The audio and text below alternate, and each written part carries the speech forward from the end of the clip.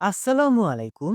চাকরি প্রত্যাশী ভাই ও বোনেরা, nuclear power plant company Bangladesh লিমিটেডে নতুন একটি নিয়োগ বিজ্ঞপ্তি প্রকাশিত হয়েছে। এই নিয়োগ বিজ্ঞপ্তিটি 18 জানুয়ারি 2026 খ্রিস্টাব্দ তারিখে প্রকাশিত হয়। এই নিয়োগ বিজ্ঞপ্তিতে আপনারা বাংলাদেশের সকল জেলা থেকে অষ্টম এসএসসি স্নাতক বা সমমানের ডিগ্রি পাশে আবেদন করতে পারবেন। এই নিয়োগ বিজ্ঞপ্তিতে বেশ কয়েকটি পদ রয়েছে। এই পদগুলোতে আবেদনের জন্য আপনাদের কিরকম শিক্ষাগত যোগ্যতা লাগবে তা আজকের এই ভিডিওতে আপনাদের জানিয়ে দেব। তাই ভিডিওটি না টেনে শেষ পর্যন্ত দেখার অনুরোধ রইল। প্রথম পদটি হচ্ছে প্রকৌশলী সার্ভার গ্রেড ৮ পদসংখ্যা ৪টি। এর পরের পদটি হচ্ছে প্রকৌশলী কোয়ালিটি গ্রেড ৮ পদসংখ্যা ১টি। এর পরের পদটি হচ্ছে প্রকৌশলী সফটওয়্যার বা প্রোগ্রামিং গ্রেড ৮ পদসংখ্যা ১টি। এর পরের পদটি হচ্ছে প্রকৌশলী সাইবার সিকিউরিটি গ্রেড ৮ পদসংখ্যা ১টি। এই ৪টি পদের জন্য শিক্ষাগত যোগ্যতা লাগবে।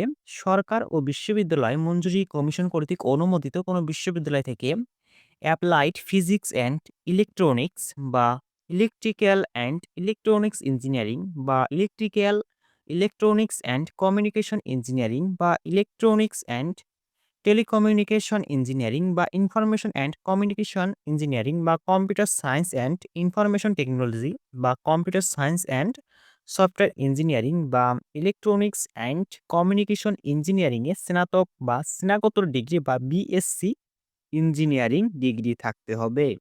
এর পরের পদটি হচ্ছে প্রকৌশলী ইলেকট্রনিক্স গ্রেড ৮ পদসংখ্যা ১০টি।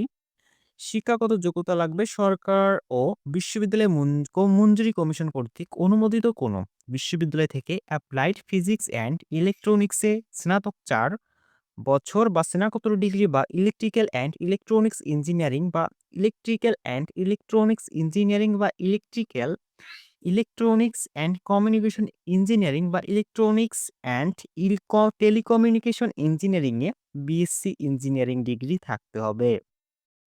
এর পরের পদটি হচ্ছে সিনিয়র উপসহকারী প্রকৌশলী access control and security alarm grade ৯ পদসংখ্যা ১টি। শিক্ষাগত যোগ্যতা লাগবে বাংলাদেশ কারিগরি শিক্ষা বোর্ডের অধীনে সরকার অনুমোদিত কোনো শিক্ষা প্রতিষ্ঠান থেকে ইলেকট্রনিক্স টেকনোলজি বা data telecommunication and networking technology বা টেলিকমিউনিকেশন টেকনোলজি বা কম্পিউটার টেকনোলজি বা কম্পিউটার অ্যান্ড কমিউনিকেশন টেকনোলজি বা কম্পিউটার সায়েন্স অ্যান্ড টেকনোলজিতে ডিপ্লোমা ইন ইঞ্জিনিয়ারিং সহ সরকারি বা বেসরকারি কোনো প্রতিষ্ঠানে আইটি ভিত্তিক অ্যাক্সেস কন্ট্রোল ব্যবস্থাপনা বা মনিটরিং সংশ্লিষ্ট ক্ষেত্রে সাব অ্যাসিস্ট্যান্ট ইঞ্জিনিয়ার বা সাব অ্যাসিস্ট্যান্ট ম্যানেজার বা সমমানের পদে ৪ বছরের চাকরির অভিজ্ঞতা থাকতে হবে।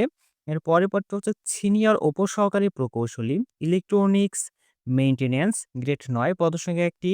শিক্ষাগত যোগ্যতা বাংলাদেশ কারিগরি শিক্ষা বোর্ডের অধীনে সরকার অনুমোদিত কোনো শিক্ষা প্রতিষ্ঠান থেকে ইলেকট্রনিক্স টেকনোলজি বা data telecommunication and networking technology বা টেলিকমিউনিকেশন টেকনোলজিতে ডিপ্লোমা ইন ইঞ্জিনিয়ারিং সহ সরকারি বা বেসরকারি কোনো প্রতিষ্ঠানে আইটি ভিত্তিক optical and electronics observation system ব্যবস্থাপনা বা মনিটরিং সংশ্লিষ্ট ক্ষেত্রে সাব অ্যাসিস্ট্যান্ট ইঞ্জিনিয়ার বা সাব অ্যাসিস্ট্যান্ট ম্যানেজার বা সমমানের পদে ৪ বছরের অভিজ্ঞতা থাকতে হবে।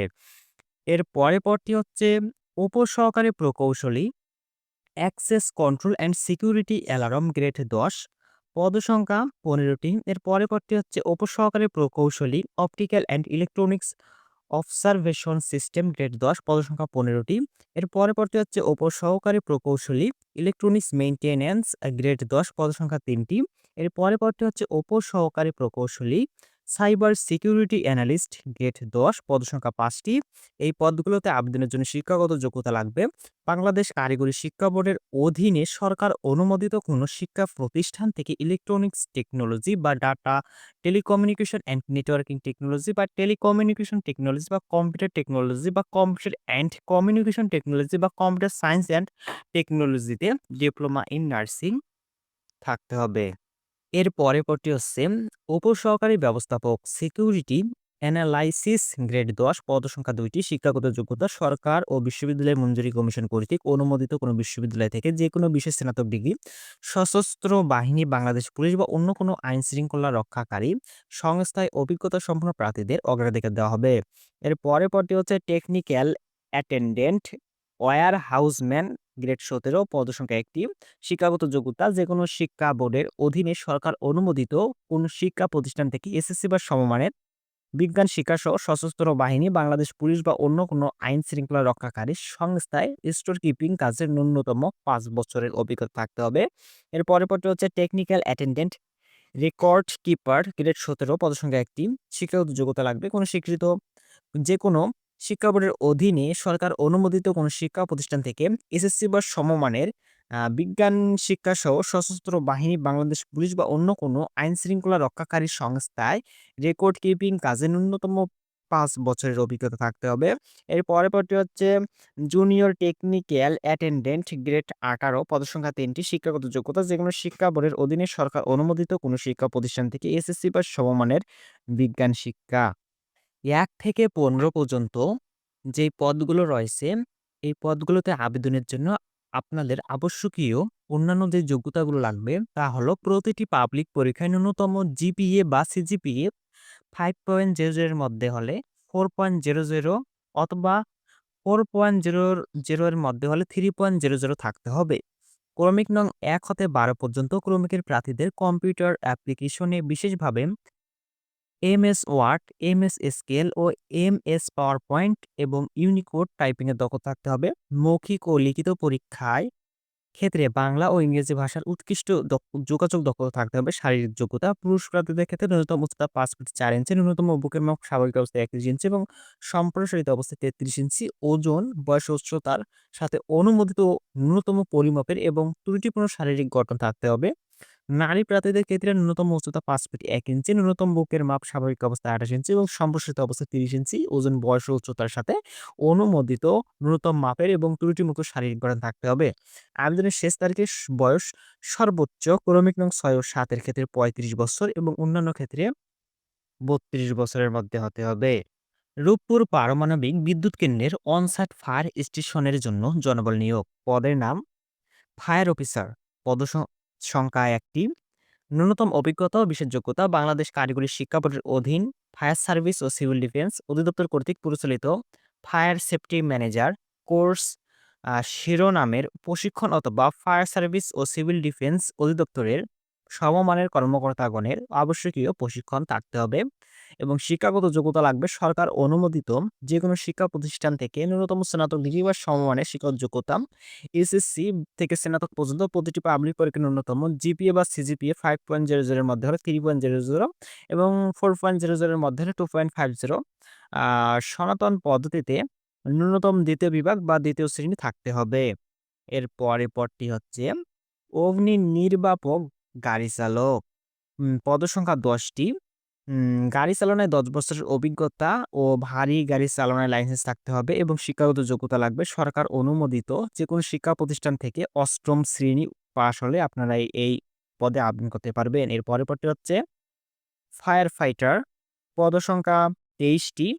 ফায়ার ফাইটার হিসেবে বা ফায়ার ফাইটিং এর কাজে ন্যূনতম ১ বছরের বাস্তব অভিজ্ঞতা থাকতে হবে এবং আবেদনের জন্য শিক্ষাগত যোগ্যতা লাগবে সরকার অনুমোদিত যেকোনো শিক্ষা প্রতিষ্ঠান থেকে ন্যূনতম জিপিএ বা সিজিপিএ 2.50 সহ মাধ্যমিক বা সমমানের পরীক্ষায় উত্তীর্ণ হলে এই পদে আবেদন করা যাবে।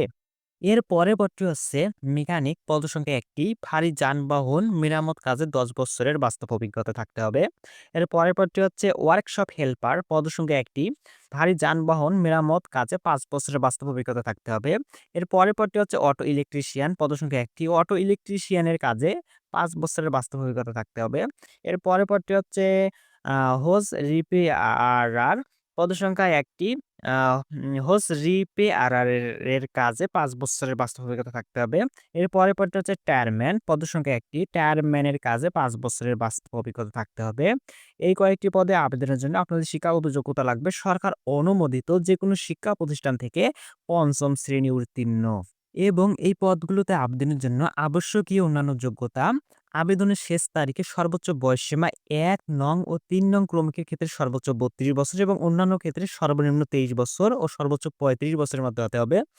অগ্নি নির্বাপক গাড়ি চালক ও ফায়ার ফাইটারের ক্ষেত্রে শারীরিক যোগ্যতা: পুরুষ প্রার্থীদের ক্ষেত্রে ন্যূনতম উচ্চতা ৫ ফুট ৬ ইঞ্চি, ন্যূনতম বুকের মাপ স্বাভাবিক অবস্থায় ৩২ ইঞ্চি ও সম্প্রসারিত অবস্থায় ৩৩ ইঞ্চি, ওজন, বয়স ও উচ্চতার সাথে অনুমোদিত ন্যূনতম পরিমাপের এবং ত্রুটিমুক্ত শারীরিক গঠন থাকতে হবে। নারী প্রার্থীদের ক্ষেত্রে ন্যূনতম উচ্চতা ৫ ফুট ১ ইঞ্চি, ন্যূনতম বুকের মাপ স্বাভাবিক অবস্থায় ২৮ ইঞ্চি ও সম্প্রসারিত অবস্থায় ৩০ ইঞ্চি, ওজন, বয়স ও উচ্চতার সাথে অনুমোদিত ন্যূনতম পরিমাপের এবং ত্রুটিপূর্ণ শারীরিক গঠন থাকতে হবে। প্রিয় দর্শক, যারা এখন পর্যন্ত আমাদের ইউটিউব চ্যানেলটি সাবস্ক্রাইব করেনি, অবশ্যই সাবস্ক্রাইব করবেন, কারণ চাকরির সব আপডেট আমাদের ইউটিউব চ্যানেলে প্রতিনিয়ত দেওয়া হয়ে থাকে।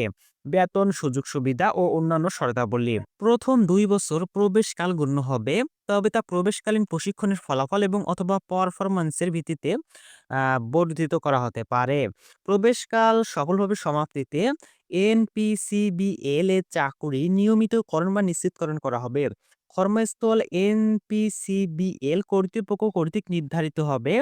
উপরের সকল টেবিলে ৩ নং কলামে বর্ণিত হারে মাসিক মূল বেতন এবং কোম্পানির নিয়ম অনুসারে অন্যান্য ভাতা ও সুবিধাদি প্রদান করা হবে।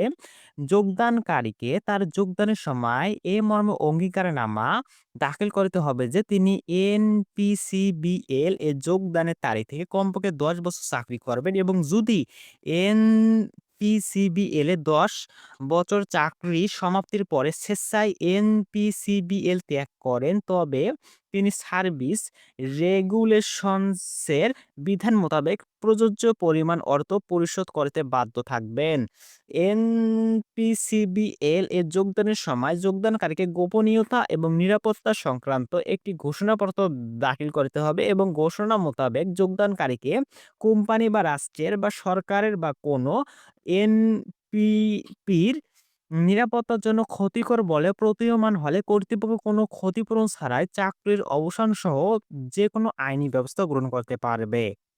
আবেদন ও নির্বাচন পদ্ধতি: আগ্রহী প্রার্থীকে অনলাইন অ্যাপ্লিকেশন ফর্মের মাধ্যমে আবেদন করতে হবে।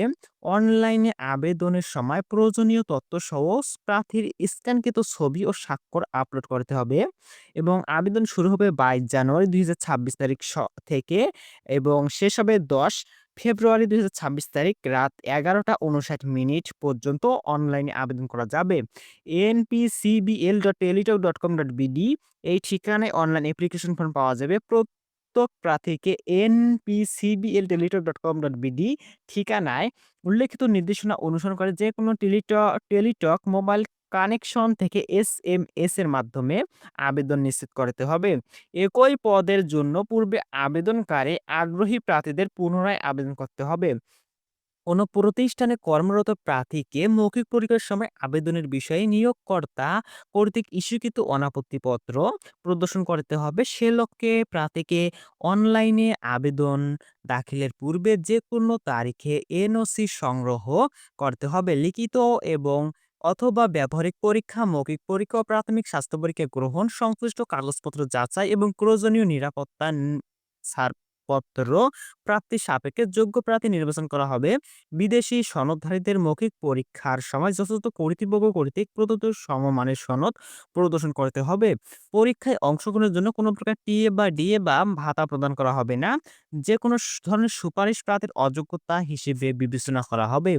এনপিসিবিএল কর্তৃপক্ষ কোনো কারণ দর্শনা ছাড়াই পদ সংখ্যা হ্রাস বা বৃদ্ধি করার এবং যে কোনো বা সকল আবেদন বাতিল করার অধিকার সংরক্ষণ করেন। এই নিয়োগ বিজ্ঞপ্তিটি এনপিসিবিএল এর প্রথম নিয়োগ বিজ্ঞপ্তি এবং এনপিসিবিএল এর আরো ২টি নিয়োগ বিজ্ঞপ্তি রয়েছে। ওই ২টি নিয়োগ বিজ্ঞপ্তি সম্পর্কে যদি আপনারা জানতে চান তাহলে কমেন্ট করুন। পরবর্তীতে ওই ২টি নিয়োগ বিজ্ঞপ্তি সম্পর্কে বিস্তারিত ভিডিও নিয়ে আসবো। আর এই ভিডিওটি যদি ভালো লেগে থাকে তাহলে লাইক দিন এবং বন্ধুদের সাথে শেয়ার করুন। আর চাকরির সব আপডেট সবার আগে পেতে আমাদের ইউটিউব চ্যানেলটি এখনই সাবস্ক্রাইব করুন। ভিডিওটি শেষ পর্যন্ত দেখার জন্য আপনাকে অসংখ্য ধন্যবাদ।